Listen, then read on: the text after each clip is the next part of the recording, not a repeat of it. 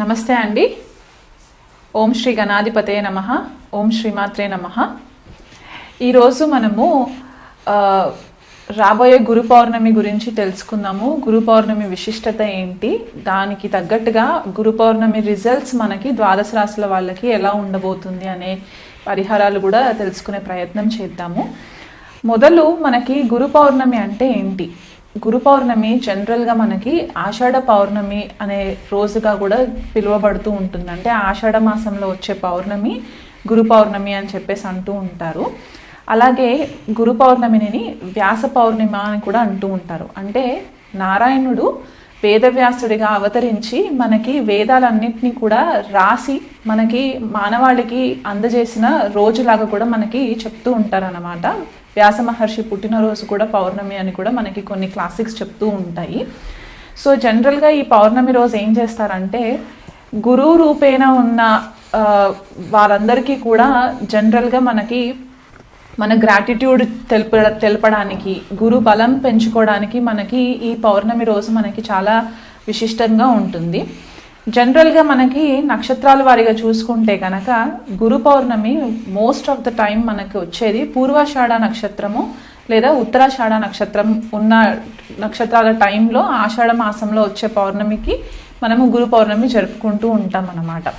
అంటే ఇక్కడ పూర్వాషాఢ అండ్ కొద్దిపాటిగా మనకి ఉత్తరాషాఢ కూడా ధనుసు రాశి అండ్ మకర రాశిలో కాంబినేషన్స్లో వస్తుంది.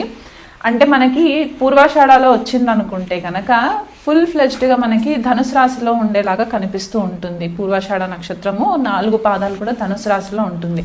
మనకి జనరల్గా తెలిసింది ఏంటి అంటే ధనుసు రాశి మనకి కాలపురుష కుండలిలో నవమ స్థానంగా చెప్తూ ఉంటాము, భాగ్యస్థానంగా చెప్తూ ఉంటాము, ధర్మ త్రికోణంగా కూడా చెప్తూ ఉంటాం. కాబట్టి ఇక్కడ పూర్వాషాఢ నక్షత్రం యొక్క విశిష్టత ధనుసు రాశిలో ఉంటే ఏమవుతుందంటే గురు యొక్క బ్లెస్సింగ్స్ మనకి ఉండడానికి, మన తండ్రి కానీ గురువులు కానీ మనకి నేర్పిన మంచి మాటలు ఏవైతే ఉంటాయో అవి ధర్మబద్ధంగా మనం ఎలా ఉంటామో, మన రిలీజియస్ బిలీఫ్స్ ఎలా ఉంటాయి అనే విషయాలని కూడా మనకి ఎక్కువ మట్టుకు ఇంపార్టెన్స్ ఉంటుందన్నమాట. అలాగే మనకి మనం నమ్మిన మతం కానివ్వండి, ధర్మం కానివ్వండి, దేని మనం ఎక్కువ ఫాలో అవుతామో దాని యొక్క ఇంపార్టెన్స్ ఉంటుంది. ఉత్తరాషాఢ నక్షత్రానికి వచ్చేసరికి కొద్దిపాటిగా మనకి ధనుసు రాశిలో ఉంటుంది అండ్ మిగతా రిమైనింగ్ పార్ట్ అంతా కూడా మనకి మకర రాశిలో ఉంటుంది. కాబట్టి జనరల్గా ఉత్తరాషాఢ నక్షత్రం ఏమని చెప్తూ ఉంటారంటే చాలా రెబేలియస్గా ఉంటారు. ఎంత కష్టపడినా సరే అల్టిమేట్గా వీళ్ళకి మంచి విక్టరీ ఉంటుంది, మంచి సక్సెస్ ఉంటుంది అని చెప్పేసి కూడా చెప్తూ ఉంటారనమాట. సో ఇక్కడ పూర్వాషాఢ నక్షత్రము ఉత్తరాషాఢ నక్షత్రము ఇంపార్టెన్స్ ఏంటి అంటే ఏదైనా పని మనం మొదలు పెట్టుకుంటే గురు రూపేణ వచ్చే బ్లెస్సింగ్స్ వల్ల మనకి ఎలాంటి పనులైనా సరే అడ్డంకులు ఉన్నా లేకపోతే ఎంత తీవ్రంగా కష్టపడుతూ ఉన్నా విక్టరీ రావట్లేదు అంటే కనుక ఈ నక్షత్రాలలో మనకి సక్సెస్ అనేది కనిపించడానికి చాలా ఆస్కారం ఉంటుంది. ఎవరైనా ఈ రోజు ఏదైనా పని మొదలు పెట్టుకొని అది విజయవంతంగా పూర్తి చేయాలనుకున్న వాళ్ళు ఉంటే కనుక గురు పౌర్ణమి రోజు మొదలు పెట్టుకున్నా కూడా మీకు మంచి సక్సెస్ ఉండడానికి ఆస్కారం ఉంటుందన్నమాట. సో జనరల్గా ఇది మనకి మిథున ధనుసు రాశి యాక్సెస్లో పడుతుంది, లేదా కొన్నిసార్లు కర్కాటక మకర రాశి యాక్సెస్లో పడుతుంది. అందువల్ల అంటే ఎలాగైతే చెప్పానో పూర్వాషాఢ ఉత్తరాషాఢ నక్షత్రాలు మనకి ధనస్సు మకర రాశిలో ఉంటుంది. కాబట్టి ధనుసు రాశికి వచ్చేసరికి గురువు రూల్ చేస్తూ ఉంటారు. కాబట్టి గురువు యొక్క విశిష్టతని ఇంపార్టెన్స్ కూడా మనకి ఈ గురు పౌర్ణమి రోజు కనిపించే ఛాన్సెస్ ఉంటాయి. గురువు ఎలాగైతే మనకి మార్గదర్శకంగా ఉంటారో, మనలోని వెలుగు బయటికి తీసుకురావడానికి, చీకటిని తరిమేసి వెలుగుని బయటికి తీసుకురావడానికి ఎలాగైతే హెల్ప్ చేస్తూ ఉంటారో, మన నాలెడ్జ్ మన విజ్డమ్ని ఇంకా ఎన్హాన్స్ చేయడానికి హెల్ప్ అవుతుందో అదే రకంగా ఒకవేళ మకర రాశిలో ఉన్న ఉత్తరాషాఢలో కనుక గురు పౌర్ణమి కనుక వస్తే శని కూడా మనకి ఒక రకంగా ఒక స్ట్రిక్ట్ టీచర్గా ఒక డిసిప్లిన్డ్ పద్ధతిలో మనకి మంచి మాటలు మంచి విషయాలు సద్మార్గంలో ఉండడానికి న్యాయబద్ధంగా ఉండడానికి ఎలాగైతే మనకి డైరెక్షన్ చూపిస్తూ ఉంటారో ఈ 2 నక్షత్రాల ఇంపార్టెన్స్ మనకి కనిపిస్తూ ఉంటుందన్నమాట. సో ఈ సంవత్సరం వచ్చే గురు పౌర్ణమి మాత్రము నిండు పౌర్ణమి జూలై 10వ తారీఖున ఉంటుంది. ఆ రోజు పూర్వాషాఢ నక్షత్రం ఉండడం కూడా మనకి ఇక్కడ ధనుసు రాశి యొక్క ఇంపార్టెన్స్ మనకి కనిపిస్తూ ఉంటుంది. అలాగైతే మనకి జనరల్గా చాలామందికి ఎవరిని పడితే వాళ్ళని గురువు రూపేణ కూడా ఇంపార్టెన్స్ ఇస్తూ ఉంటాం. కానీ అసలు మనకి గురువులు ఎంతమంది, ఎన్ని రకాల గురువులు ఉంటారు అనేది కూడా మనం తెలుసుకోవాలి. గురువులు మనకి 8 రకాల గురువులు ఉంటారన్నమాట. వాళ్ళు ఎలా అంటే వేద గురు, బోధ గురు, నిషిద్ధ గురు, కారణ గురు, వికిట గురు, మళ్ళీ మనకి నిషిద్ధ గురు, ఇలా మనకి 8 రకాల గురువులు ఉంటారు. కాకపోతే మనకి దీంట్లో హైయెస్ట్ ఇంపార్టెన్స్ వచ్చే గురువు ఎవరు అంటే కారణ గురువు అవుతారనమాట. ఈ కారణ గురువు ఎవరు అంటే మన ఆత్మని హయ్యర్ కాన్షియస్తో కనెక్ట్ చేయడానికి, మనకి స్పిరిచువల్గా ఎదగడానికి హెల్ప్ చేసే గురువు అవుతారనమాట. ఈ గురువులు మనకి ఈ జన్మలో తారసపడతారా, లేకపోతే అసలు ఈ జన్మకి ఉంటారా, మనకి దొరుకుతారా అనే ఒక కన్ఫ్యూజన్ కూడా చాలా మందికి ఉంటుంది. అంటే కొంతమందికి ఎన్ని గురువులని కలిసినా కూడా వాళ్ళకి సాటిస్ఫాక్షన్ ఉండదు. ఆ గురువులు మనకి నిజమైన గురువులు ఉంటారా, లేకపోతే కొన్నిసార్లు ఏమవుతుందంటే డిస్సాటిస్ఫాక్షన్ వచ్చేస్తుంది. వీళ్ళని ఫాలో అవుతున్నాం కానీ మనకి ఏం పనులు జరగట్లేదు అని కూడా అనుకుంటూ ఉంటాం కదా. సో ఇలా గురువు దొరకకపోవడానికి రీజన్స్ ఏముంటాయంటే మన జన్మజాతకంలో గురు గ్రహం గనక మనకి కొద్దిపాటిగా డిస్టర్బ్ అయినప్పుడు మనకి ప్రాపర్ గురువు దొరకకుండా ఉండడానికి కూడా ఛాన్సెస్ ఉంటాయి.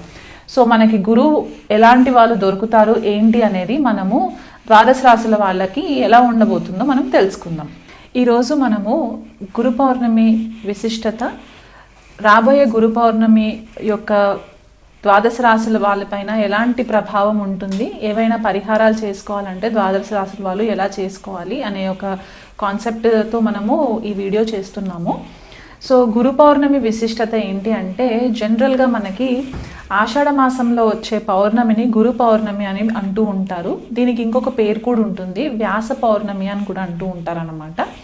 జనరల్గా మనకి తెలిసింది ఏంటి అంటే స్క్రిప్చర్స్ ప్రకారము నారాయణుడు వ్యాస మహర్షిలాగా అవతారం ఎత్తి మానవ రూపంలో మనకి వేదాలని రచించి మానవాళికి ఎంతో మేలు చేసిన మంచి రోజుగా కూడా మనము చెప్పుకుంటూ ఉంటాం అన్నమాట. వ్యాసుడు పుట్టినరోజు అని కూడా కొంతమంది చెప్తూ ఉంటారు. సో ఈ గురు పౌర్ణమి విశిష్టత ఏంటి అంటే మనకి మొట్టమొదటిగా వ్యాసుడిని గురువుగా కూడా మనము భావించి వ్యాస మహర్షికి పూజలు కూడా చేస్తూ ఉంటారు కొంతమంది కొన్ని ఆలయాలలో. అలాగే సాయిబాబాని ఎవరైతే ఫాలో అవుతుంటారో వాళ్ళు కూడా గురు రూపేణ బాబాకి కూడా పూజలు చేస్తూ ఉంటారు. అలాగే గురు చరిత్ర పారాయణం చేసుకోవడము, దత్తాత్రేయ పారాయణం చేసుకోవడం కూడా చేస్తూ ఉంటారు.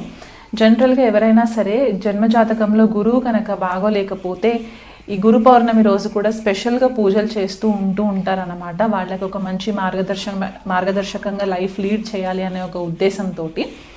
సో మనకి ఈ తిథి నక్షత్రాల ప్రకారం చూసుకుంటే కనుక గురు పౌర్ణమి సామాన్యంగా మనకి పూర్వాషాఢ నక్షత్రము లేకపోతే ఉత్తరాషాఢ నక్షత్రంలో వచ్చేలాగా ప్రతిసారి కూడా ఇలాగే అవుతూ ఉంటుందన్నమాట. అంటే ఆషాఢ మాసంలో పౌర్ణమి రోజు పూర్వాషాఢ నక్షత్రం కానీ ఉత్తరాషాఢ నక్షత్రం కానీ ఉంటుందన్నమాట. సో పూర్వాషాఢ నక్షత్రం 4 పాదాలు కూడా మనకి ధనుసు రాశిలో ఉంటుంది. 1వ పాదం ఉత్తరాషాఢ నక్షత్రం మనకి ధనుసు రాశిలో ఉండి మిగతా 3 పాదాలు కూడా మనకి మకర రాశిలో ఉంటుంది. సో జనరల్గా మనకు ఒకటి గుడ్డి గుర్తుగా మనం ఎలా పెట్టుకోవచ్చు అంటే ఆషాఢ మాసంలో వచ్చే పౌర్ణమి మనకి మనకి ధనుసు రాశిలో ఉన్న పూర్వాషాఢ నక్షత్రము లేదా మకర రాశిలో ఉండే ఉత్తరాషాఢ నక్షత్రం పడినప్పుడు మాత్రం మనకి ఈ గురు పౌర్ణమి వచ్చే విశిష్టత కనిపిస్తూ ఉంటుందన్నమాట. అయితే మనకి జనరల్గా అంటారంటే ఈ 2 నక్షత్రాలు కూడా ఎలాంటి ఆబ్స్టికల్స్ ఉండి మనకి అసలు పనులు అవ్వట్లేదు, మనము ముందుకు వెళ్ళట్లేదు అని అనుకున్నప్పుడు ఈ నక్షత్రాలు మనకి సామాన్యంగా విజయవంతంగా మనకి సక్సెస్ని తీసుకువచ్చే నక్షత్రాలు అనమాట. అంటే ఎంత కష్టమైనా సరే అల్టిమేట్గా మనకి సక్సెస్ అనేది మాత్రం ఖచ్చితంగా ఈ నక్షత్రాలలో రావడానికి ఆస్కారం ఉంటుంది. ఈ పూర్వాషాఢ నక్షత్రము యొక్క విశిష్టత ఇంకోటి ఏంటి అంటే చాలా రెబెలియస్గా ఉంటారు వీళ్ళు, స్ట్రాటజీ ఫాలో ఎక్కువ అవుతూ ఉంటారు, స్ట్రాటజీ ప్లానింగ్ చేసుకుంటూ ఉంటారు. దానికి అల్టిమేట్గా ఏమవుతుందంటే వీళ్ళకి సక్సెస్ రావడానికి చాలా హెల్ప్ అవుతుంది.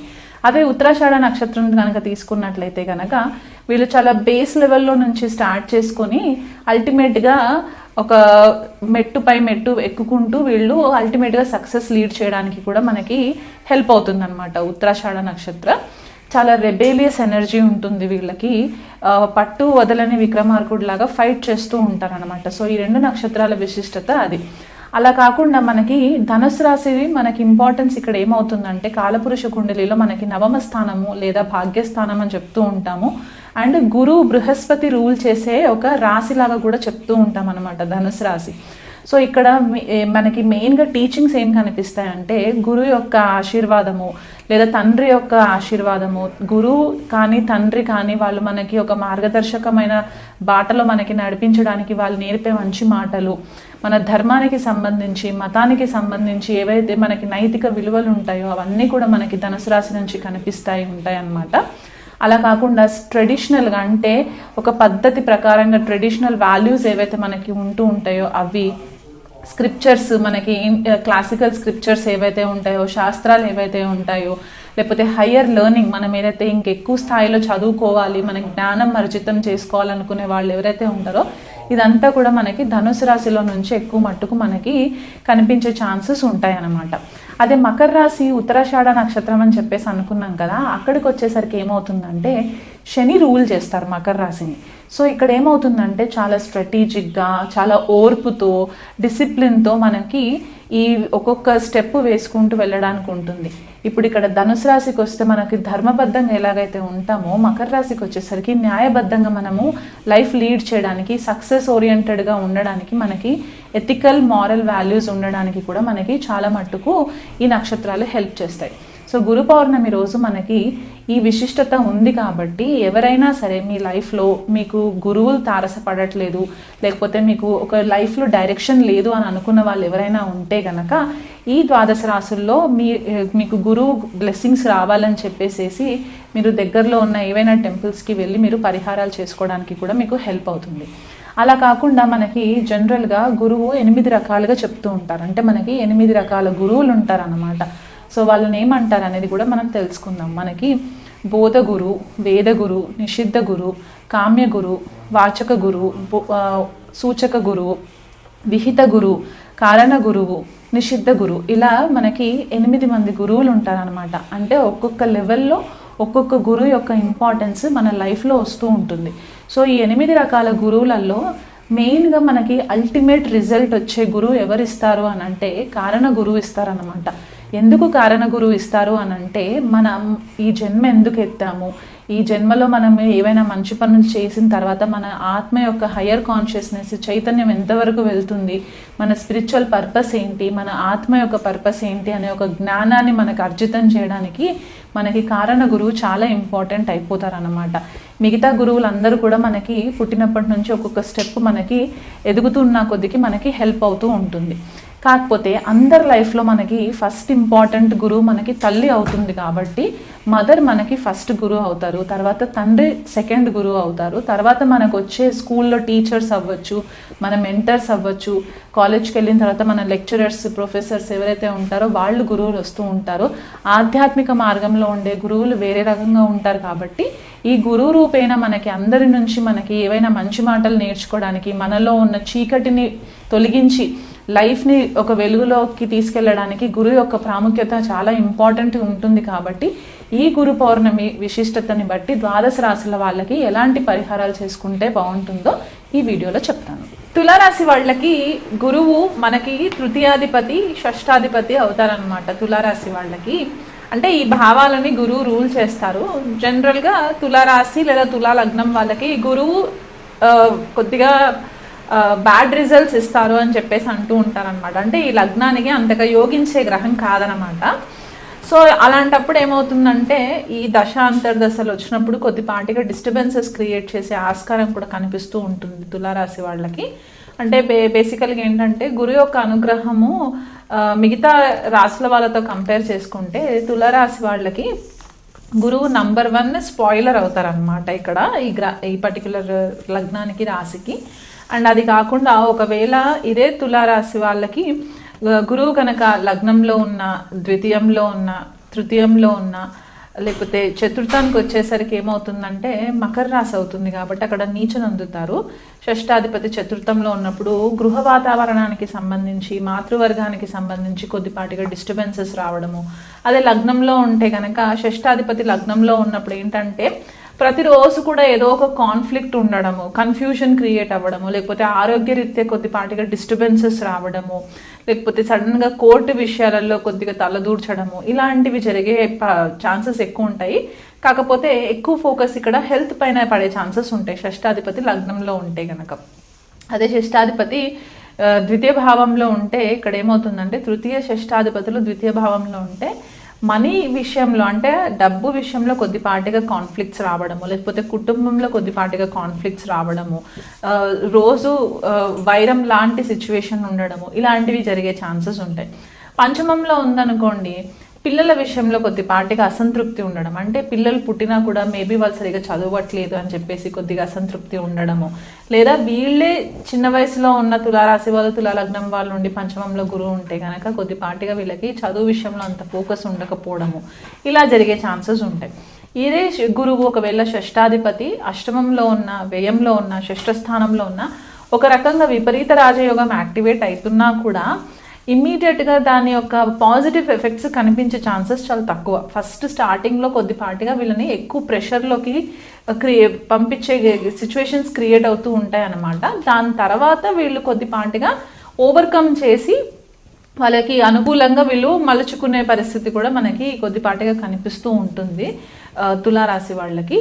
సో స్పెసిఫిక్గా దుష్టానాలలో ఉన్న, లేదా గురువు వస్తంగత్వం పొందిన, వక్రి అయి ఉన్న, లేదా నీచ నొందిన, ఇలాంటి సిచ్యువేషన్స్లో మనకి క్లియర్గా కనిపిస్తుంది ఏంటి అంటే గురు యొక్క బలము అంత పుష్కలంగా లేదు అని తెలుస్తుంది. మళ్ళీ మనం ఇవే కాంబినేషన్స్ నవాంశలో కూడా చూసుకున్నట్లయితే కనుక గురువు చాలా ఇబ్బందికరంగా మారినట్లయితే కనుక సరైన గైడెన్స్ రాకపోవడము, ఆరోగ్యరీత్యా షుగర్ వ్యాధులు రావడము, లేదా దీర్ఘకాలికమైన హెల్త్ ఇష్యూస్ రావడము, ఒబిసిటీ పెరిగిపోవడము, లివర్కి సంబంధించి ప్రాబ్లమ్స్ రావడము, ప్యాంక్రియాస్కి సంబంధించి ప్రాబ్లమ్స్ రావడము, ఇలాంటివి కూడా కొన్నిసార్లు మనకి కనిపించే ఆస్కారం ఉంది. కాబట్టి గురు అనుగ్రహం పొందడానికి మీరేం చేస్తారంటే ప్రతిరోజు కూడా ఆవు నెయ్యితో దీపం పెట్టడము, దగ్గరలో ఉన్న గోశాలకి వెళ్ళి గోవుకి గ్రాసం పెట్టడము, లేకపోతే నవధాన్యాలు నానబెట్టి గోవుకి తినిపించడము, గురు యొక్క బ్లెస్సింగ్స్ ఇంకా మురిగి రావాలంటే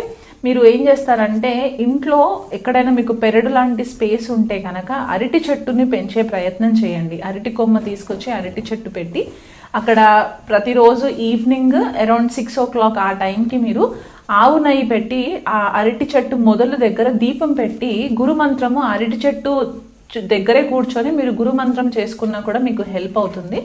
అలా కాకుండా స్పెసిఫిక్గా తులారాశి స్వాతి నక్షత్రం అయిన వాళ్ళు ఉంటే కనుక, లేదా విశాఖ నక్షత్రం అయిన వాళ్ళు ఉంటే కనుక మీరు అనులోమ్ విలోమ్ ప్రాక్టీస్ చేసుకోవడం వల్ల, నేజల్ బ్రీతింగ్ చేసుకోవడం వల్ల కూడా మీకు వీలైనంత మట్టుకు శ్వాసకి సంబంధించిన ఇబ్బందులు రాకుండా ఉండడానికి కూడా మీకు చాలా మంచి హెల్ప్ అవుతుంది. పెద్దల పట్ల గౌరవం పాటించండి, గురువుల పట్ల గౌరవం చూపిస్తూ ఉండండి, రెస్పెక్ట్ ఇస్తూ ఉండండి ఎదుటి వాళ్ళకి. గురువుని దూషించకండి. పెద్దవాళ్ళని ఇంట్లో పెద్దవాళ్ళంటే పేరెంట్స్ అవ్వచ్చు, లేకపోతే పేరెంట్స్ వర్గం తరఫున సంబంధించిన వాళ్ళు ఎవరైనా పెద్దవాళ్ళు ఉంటే కనుక వాళ్ళని రెస్పెక్ట్ఫుల్గా మీరు డీల్ చేసుకున్నట్లయితే కనుక మీకు మంచి రిజల్ట్స్ రావడానికి ఛాన్సెస్ ఉంటాయి.